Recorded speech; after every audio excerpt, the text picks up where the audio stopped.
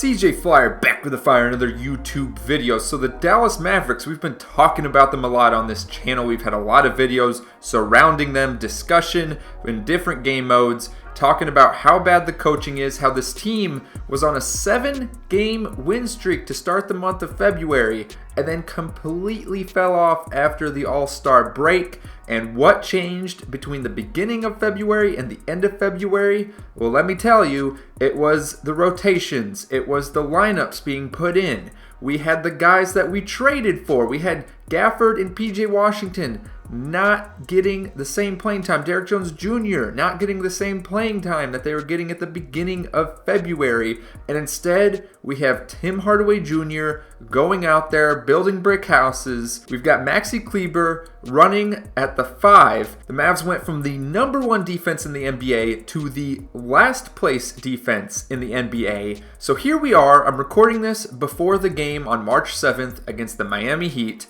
And what we're going to do is a rebuild. But all we're doing, as you can see as we go into my staff, is we've switched Jason Kidd with Gregg Popovich. So if you're watching this rebuild at the end of the regular season in real life, we can do a comparison, see if Gregg Popovich does a better job coaching this team and leading them to the playoffs than Jason Kidd. So without further ado, let's get into it. Okay, we've stopped the simulation right before the last game of the regular season, and looking at how things have gone down so far, ended up losing the first 3 games to Miami, to Detroit, and to Chicago. Detroit and Chicago, that's inexcusable. We shouldn't have been losing those games, but we'll chalk it up to Gregg Popovich getting associated with the new personnel, getting used to the roster, and transitioning to a new system.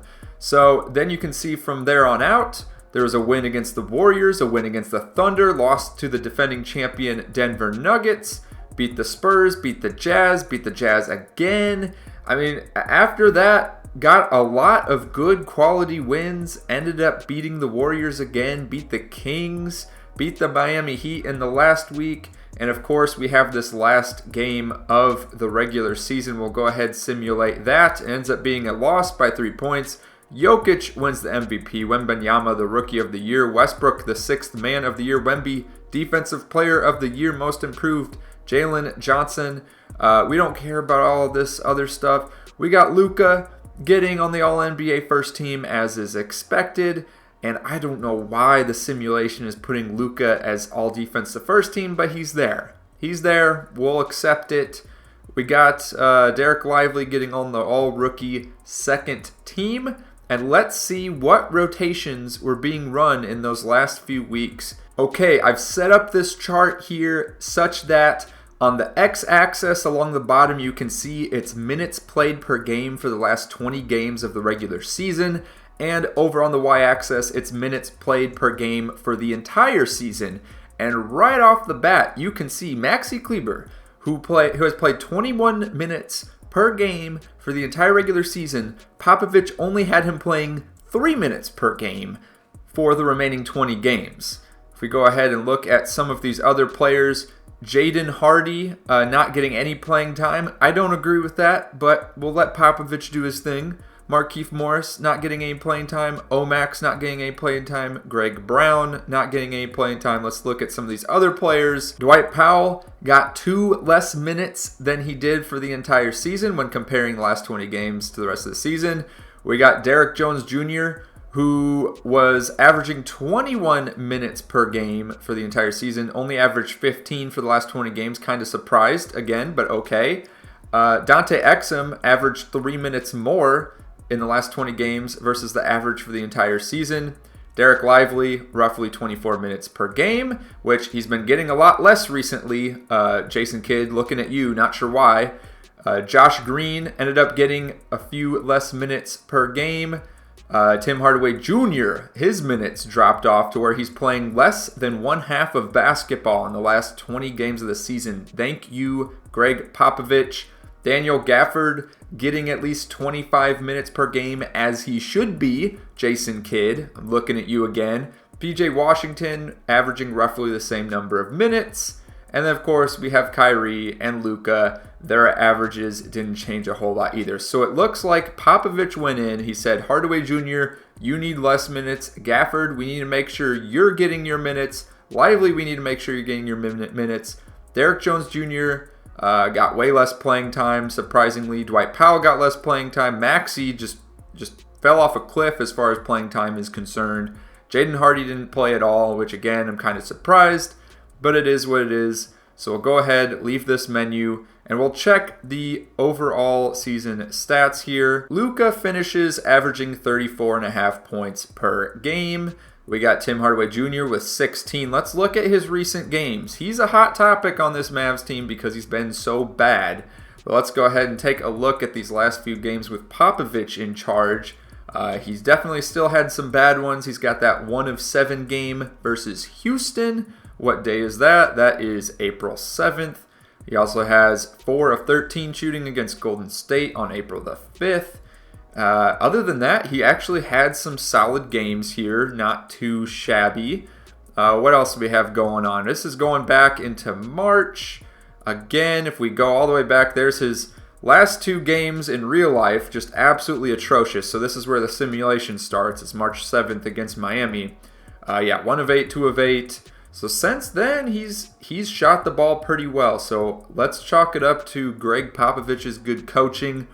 And thank you very much. Getting Jason Kidd out of here and running some better offense. So now, looking at where the Mavs finished in the standings, you can already see at the top of the screen. But it looks like the Mavs ended up finishing with the 7th seed, which right now as I'm recording this, they are sitting around the 8th seed. So they didn't move up a whole lot. The Warriors took a leap. They're currently sitting around that 9-10 range, and they made it all the way up to the 5 seed. Otherwise, most teams stayed right around the range of where they're currently at. Minnesota fell a little bit in the seeding, but they're right up there with the rest of them. And the current top 10 in real life in the West remains the same. No new teams entered that top 10 or left that top 10, so Houston and Utah are out of the play-in. We're going to go ahead now. We're going to simulate these games. Okay, so the Mavs ended up winning a nail-biter, making a fourth quarter push with Gregg Popovich at the lead, outscoring the Suns 46-36 in the fourth quarter to get a 4-point victory here in the first play-in game. Luka with 39 points, 11 rebounds, 14 assists, a very good-looking triple-double. Kyrie with 27, PJ Washington with 20, and Devin Booker, despite the 54-point performance from him, it was not enough to get Phoenix over the edge, and they will have to play another game here. Despite losing that first play-in game, Phoenix is going to win the second one. Dallas is matched up against none other than the Denver Nuggets in the first round. There is no way. It doesn't matter who's coaching this team. I think, Dallas matching up against Denver, it's not... I'm just talking about how it's not a good matchup, and Dallas wins game 1 on the road, a steal for sure. They win game 3. They win game 4. No way. No way. Nuh-uh. I fully expect Denver to come back. Yeah, here we are, tied 3-3. And let's go ahead and start simulating this one in Simcast. So far, the Mavericks have the lead early on here. It's a bit back and forth. We're in the third quarter. They're starting to pull away. With the 40 seconds left, the Mavs are up by 13. Oh my goodness. Unbelievable. Taking down the defending champions. Look at that. Luka with a 47-point triple-double on the road in Denver. Denver is one of the hardest places to play on the road too, of course, with the elevation. Jokic led Denver in scoring in Game 7 with Murray right behind him, each getting a 20-plus point games, but it was not enough. DeAndre Jordan had 16 minutes in this game and scored 10 points. The shooting splits were not great. If you compare the two teams shooting, the Mavs definitely had the better shooting night. Denver went cold from 3, and that is the story of the game. And over on the other side, Phoenix winning their series against the 1-seed Thunder in 7, going on to play the Minnesota Timberwolves in round 2. The Mavericks are going to be playing the Clippers in round 2. We'll go ahead and start simulating that. And it looks like the Clippers may sweep. There you go. Mavericks lose in the conference semifinals.